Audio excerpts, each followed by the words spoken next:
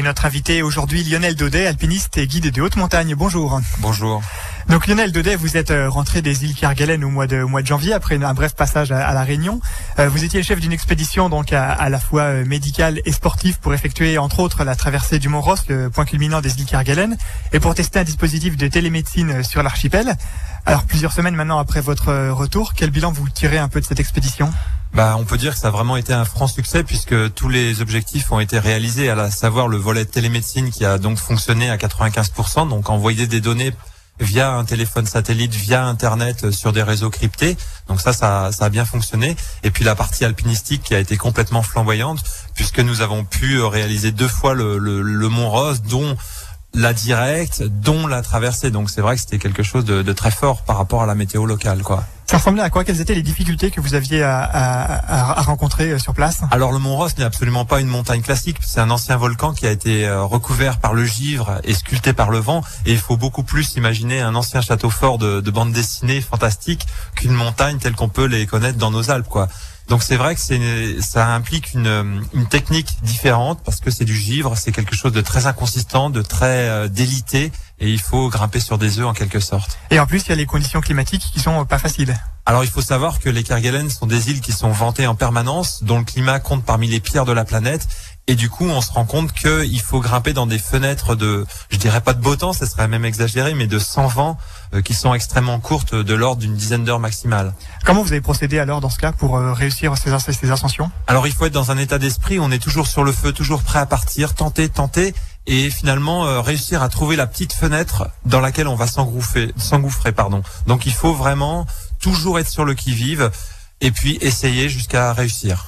Comment vous avez fait? Est-ce que vous pouvez expliquer un peu comment vous avez procédé pour réussir alors? Alors, on avait une météo qui nous était donnée par Port-au-Français, qui était la base donc de scientifiques qui résident en permanence à Kerguelen, et on avait une petite indication sur ce que ça pouvait être dans les prochains jours. Donc, dès qu'on voyait une amorce de vent un peu moins fort, on se levait très tôt le matin, on partait, et puis voilà, si le temps s'améliorait, on continuait, et si le temps venait vraiment exécrable, on faisait demi-tour. Comment vous avez réussi? Alors expliquez-nous comment s'est passée donc l'ascension du Ross. Alors l'ascension du Ross, c'est d'effectuer donc avec le médecin de l'équipe, Manu Cauchy, et ça a été très amusant parce qu'en fait on avait fait la veille une première tentative avec Seb Poissac qui avait avorté justement en raison des conditions météo, et on est reparti le lendemain après donc une très grosse journée que j'avais pu faire, et puis là on part très tôt le matin, on se lève à minuit et demi, on part 2 heures plus tard.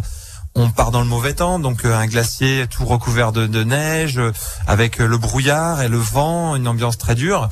Et puis on monte, et puis on pose les affaires au pied du Petit Ross. Et puis on se dit on continue l'ascension, on va aller au moins jusqu'au Petit Ross qui n'avait été jamais gravi, c'était un sommet vierge. Et puis le miracle s'opère au sommet du Petit Ross, le soleil qui commence à percer la couche de nuages, tout qui explose, et puis finalement le grand beau temps au-dessus de nos têtes et pas du tout de vent. Alors du coup, on se dit plutôt que de revenir sur nos pas, on va faire au moins la traversée du Petit Ross jusqu'au col qui sépare le grand du petit. Et là, on arrive au col, et puis tout allait bien, on déroulait bien, on était fluide en dépit des conditions techniques difficiles. Et on arrive au sommet du Grand Ross à 20h, comme dans un miracle. Et par contre, tout devient compliqué à partir de ce moment-là, puisque le mauvais temps revient, la tempête ressurgit, et on fait une descente de nuit qui va devenir un peu un halali, en rappel, et on rejoint le camp de base avec nos copains qui nous avaient retrouvés au pied du Petit Ross, 30 heures après le départ de l'ascension. Fatigué donc. Oui, fatigué, mais profondément heureux. Vous avez fait autre chose ensuite sur les îles Kerguelen? Alors ça, c'était vraiment la dernière partie de l'expédition. Nous sommes revenus par contre à pied depuis le camp de base, parce que il faut savoir que les îles Kerguelen sont des îles qui sont au-delà de l'humanité. Il y a une nature sauvage qui est éblouissante. Vous avez des villes non pas d'hommes mais de manchots, et du coup nous on avait vraiment très très envie aussi de voir ces facettes des Kerguelen, et c'est pour ça que nous sommes rentrés jusqu'à la base de Port-au-Français où nous ont accueillis tous les scientifiques dans une immense fête. Alors vous aviez eu l'habitude pendant un temps de faire donc des expéditions en solo, au sol, où l'engagement était important. C'est un peu comme ça d'ailleurs que vous vous êtes fait connaître. Pourquoi vous avez finalement arrêté? Donc maintenant aujourd'hui, jusqu'où vous êtes prêt à aller en montagne? Quelles sont, si je peux dire, vos limites maintenant? Alors les limites sont toujours celles que l'on se fixe, parce que ce que vous allez prendre pour de la folie pure, pour moi ça sera quelque chose de raisonnable, parce que derrière il y a une très grosse expérience et un très gros niveau technique qui permet de gérer les choses avec sérénité et calme. Alors après, je crois que c'est des petites sonnettes d'alarme qui s'allument dans votre tête quand vous savez que vous allez trop loin. Il faut imaginer que quand vous êtes en montagne, c'est à la fois physique, vous êtes sur un fil de rasoir, quelque chose de très étroit. Vous pouvez mettre un pied de temps en temps à côté, pas trop parce que sinon vous dérapez. Et si jamais vous mettez les deux pieds, évidemment c'est la chute. Et c'est exactement la même chose qui se passe dans votre vie. Vous êtes sur une ligne, vous pouvez mettre un pied, mais pas deux. Et c'est ça. Il faut avoir cette conscience de ça, et c'est uniquement l'expérience qui vous donne cette conscience et cette humilité face à la montagne, d'être capable de renoncer s'il le faut. Mais alors le problème, c'est qu'il faut de l'expérience pour avoir cette conscience-là. Quand on n'a pas énormément d'expérience de la montagne, comment on peut gérer ça alors pour quand même se faire plaisir? Alors on se fait toujours plaisir, parce qu'il n'y a pas besoin d'aller aussi dans l'extrême pour se faire plaisir en montagne. On n'a qu'à emmener un débutant en montagne, on voit qu'il rayonne, qu'il est très heureux. Il n'y a pas besoin d'aller chercher le très haut niveau pour se sentir vivre ou être heureux. Non. Alors du coup, c'est les limites pour les jeunes sont plus dures à saisir, et je crois que tout le monde passe par des erreurs de jeunesse qui parfois on passe au travers des mailles du filet, ou alors malheureusement il peut y avoir quelquefois des accidents. Donc du coup, c'est quel genre de qualité qu'il faut? C'est d'humilité, Voilà, c'est une espèce de forme de sagesse, et de pas s'entêter sans raison. C'est-à-dire qu'il faut être conscient de ses limites. Il faut être très responsable. La montagne, c'est un milieu où, contrairement peut-être à nos sociétés actuelles où on est de plus en plus assisté, en montagne, on doit être tout à fait responsable de soi.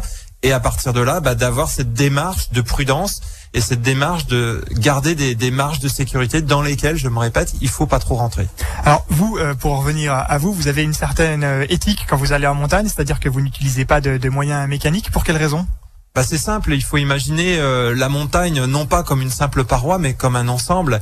Et je crois que pour moi, il est aussi important de découvrir une population qui vit au pied d'une paroi, ou de traverser des forêts inextricables pour rejoindre une pied d'une paroi, que d'arriver en hélico au pied d'une paroi. Il y a quelque chose de fondamental dans l'homme à quelque part ressentir les racines de la montagne, les racines de la terre, qui quelque part se reflètent avec nos propres racines. On en a besoin.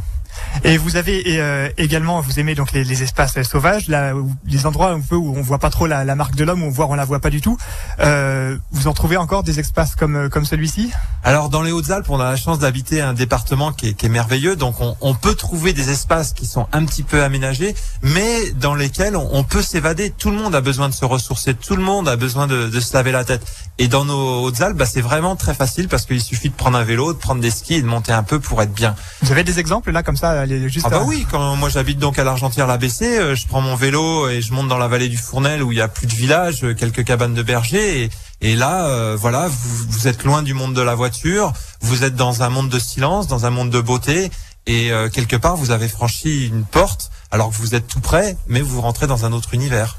Alors vous êtes également écrivain, vous avez écrit c'était au début des années 2000, c'est ça, La montagne intérieure. Voilà. Qu'est-ce que vous voulez mettre en avant dans ces ouvrages quand vous écrivez? Mon pari, c'était d'écrire pour des gens qui soient absolument étrangers au monde de la montagne, absolument étrangers au monde de l'alpinisme de pointe, et de dire il y a cette richesse qui me transperce quand je vais en montagne, et cette richesse, elle m'appartient pas. Et au travers de l'écriture, qui est plutôt un peu poétique, de tendre des perches, de tendre des images, et d'offrir des clés pour les gens dans leur propre vie, pour peut-être que eux aillent vers leur propre sommet, où qu'ils soient, quels qu'ils soient. Alors comment vous faites? Vous emportez du papier et un crayon en expédition, en fait? Alors en expédition, effectivement, on note d'une manière assez synthétique, on tient un journal de bord pour avoir une ossature. Et après, je crois quand on revient en France et qu'on se plonge dans l'écriture, il y a un véritable travail de mise en forme, et puis aussi, je dirais presque de décantation, de devenir transparent et de voir ce qui reste dans cette transparence, qui est l'essentiel de ce que vous avez vécu là-haut, l'essentiel de la vie pour vous et peut-être pour les autres. Qu'est-ce que vous mettez dans votre journal de bord? Vous mettez des informations techniques ou vraiment des impressions? Alors c'est les deux, c'est un mélange des deux. Vous êtes très didactique, on dit lever 7h30, aujourd'hui beau temps, escalade très dure, et après on met aussi quelques impressions. Mais alors ce qui est assez fabuleux, c'est qu'il y a un moment où on atteint des fois des niveaux d'intensité d'action qui sont tels qu'on peut plus écrire parce qu'on n'a plus le temps. Et je vois ces blancs dans mon journal quand je reviens en France et je me suis dit tiens, c'est là que tout s'est passé en fait. Est-ce que vous faites ça pour chacune de vos expéditions ou par exemple au Kerguelen vous l'avez fait également?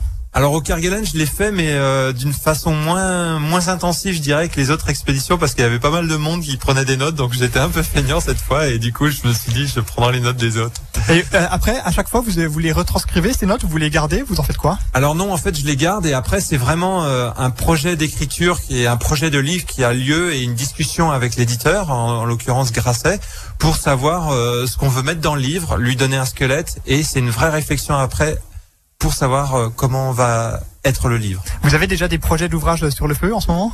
Alors il y a plusieurs projets qui sont en cours, notamment un sur une prochaine expédition qui va avoir lieu à la fin de l'année en Géorgie du Sud, donc une île qui est perdue au large de la Patagonie, au large de l'Antarctique. Et c'est un projet à 4 mains avec Isabelle Autissier, donc qui viendra aussi dans ce voyage puisque on s'y rendra en voilier. En quelques mots, ça va se présenter comment cette expédition? Alors vous partez d'Ushuaïa en voilier, c'est 3 marins, 3 alpinistes, et puis vous ralliez la Géorgie du Sud via les Malouines, souvent en 6 jours ou 10 ou 12 jours de mer, très très complexe puisque c'est les 50e hurlants. Et puis l'île de la Géorgie du Sud, il faut imaginer une échine dorsale qui traverse une île très longue, 140 km de montagne. Et là, l'idée, c'est de faire une traversée longitudinale de l'île en réalisant beaucoup de sommets au passage par des voies très techniques, puisque là-bas, c'est un peu comme les Kerguelen. Il y a une dimension d'exploration qui est encore très présente. Il y a énormément de choses à faire. Et le bateau nous servira de base arrière et nous interceptera de temps en temps pour nous apporter un peu de ravitaillement. Alors vous avez un autre projet avant cela, un projet local que vous avez baptisé l'Areto Alpine. Alors c'est quoi l'Areto Alpine? En 2 mots, c'est toujours ces histoires de lignes que l'alpiniste aime à suivre dans la montagne. Et là, on est dans des lignes plus virtuelles puisqu'il s'agit de suivre les limites géographiques du département des Hautes-Alpes. Et en fait, on s'est rendu compte quand ce projet est né qu'il y avait un éblouissant parcours de nature qui allait avoir lieu sans aucun moyen mécanique et qui allait traverser, je dirais, toutes les activités de plein air, que ce soit l'alpinisme, bien entendu, la randonnée, le kayak, le dériveur, le VTT, l'équitation, etc. J'en oublie. Et du coup, on est dans un voyage assez fantastique pour vivre une aventure à notre porte. Quel va être l'itinéraire alors? Alors l'itinéraire donc consiste à suivre ses limites, donc partir de la Grave, rallier ce qu'on appelle les aiguilles d'Arve, redescendre sur le col du Galibier, ensuite on traverse le massif des Cerces, on descend sur le col du Mont-Genèvre, on remonte dans ce merveilleux espace du Queyras, on revient petit à petit vers la Lavande, vers le sud, puisqu'on arrive sur le lac de Serponçon qu'on va traverser en dériveur, puis après la partie, je dirais, plus eau vive, puisqu'on va descendre la Durance, puis le Buèche pour arriver à l'extrême sud du département. Et là commence une lente remontée avec la montagne qui va redevenir de plus en plus présente, le dévolu très calcaire, puis la traversée du massif des Écrins, donc qui va être vraiment le point d'orgue de ce tour, puisque on va aller jusqu'au sommet de la barre des Écrins à 4103 mètres avant de boucler notre boucle et d'arriver après 3 mois, je pense, un peu fatigué. Quelle est votre motivation de faire ça? Qu'est-ce qui vous intéresse dans ce genre de défi? Alors c'est une vision neuve de l'alpinisme, je dirais, dans nos Alpes où tout a été fait, je dirais, d'une manière classique. Dans l'histoire de l'alpinisme, quelque part, est arrivé à une finitude, et là on renverse ça et on amène une part du cœur, une part de l'imaginaire, une dimension artistique, une dimension créative qui nous fait imaginer des projets qui ont énormément de sens, puisque c'est quelque chose qui va être vraiment complexe à réaliser.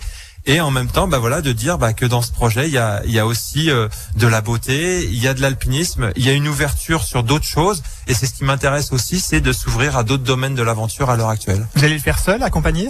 Alors c'est une expédition qui sera bien entendu accompagnée, puisque j'ai arrêté en fait les escalades solitaires extrêmes en 2004. Et ce seront 2 guides de l'Argentière l'ABC, Guillaume Christian et Frédéric Julien, qui avaient fait une partie d'un autre projet, la Skyline, en ma compagnie.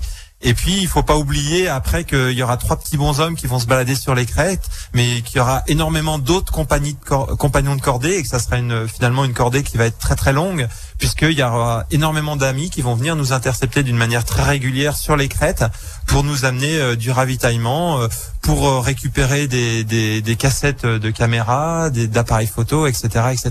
Parce que vous comptez en faire un film à l'issue? Alors, il y a le projet de faire un film professionnel, un véritable 52 minutes, qui est encore en pourparlers. Et il y a de toute façon l'idée de faire aussi un film amateur si le film professionnel ne pouvait pas être fait. Lionel Daudet, merci d'avoir été en direct avec nous. Je rappelle donc que vous êtes alpiniste et également guide de haute montagne. Lundi, l'invité de la rédaction sera Marie-Alix Daniel, maire de Saint-Paul-sur-Ubaye, vice-présidente de l'association des maires des Alpes de Haute-Provence.